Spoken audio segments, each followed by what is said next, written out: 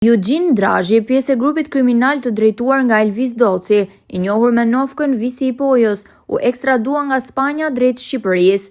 34 vjeçari u arrestua në shtetin spanjoll në kuadër të operacionit Wanted, teksa fshihej në një vilë luksoze në Granada, ku policia konstatoi masa të shumta sigurie. Sipas mediave spanjolle, shtëpia ndodhej në një terren të lartë, që i mundësonte atij të monitoronte mjedisin përreth dhe ndërhyrjet e mundshme të policisë. Draghi ishte shpallur në kërkim ndërkombëtar, pasi gjykata e posaçme kishte caktuar ndaj tij masën e sigurisë arrest me burg, duke dyshuar për veprat penale, trafikimin narkotikëve kryer në formën e grupit të strukturuar kriminal, grupi strukturuar kriminal dhe kryerja e veprave penale nga organizata kriminale ose grupi strukturuar kriminal.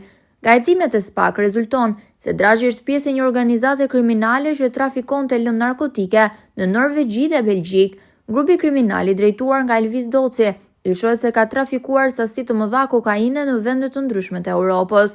Në kuadër të këtij hetimi, SPAK i ka sekuestruar Draghit ditë pasuri, mes tyre dhe kompaninë Majestic Construction, shitblerjet e shpeshta të kësaj kompanie, pa përpiluar kontrata para një noteri publik, ngrenë dyshime se janë kryer me qëllim shehjen e origjinës së vërtetë të parave, që dyshohet se vijnë nga aktiviteti kriminal i trafikut të kokainës.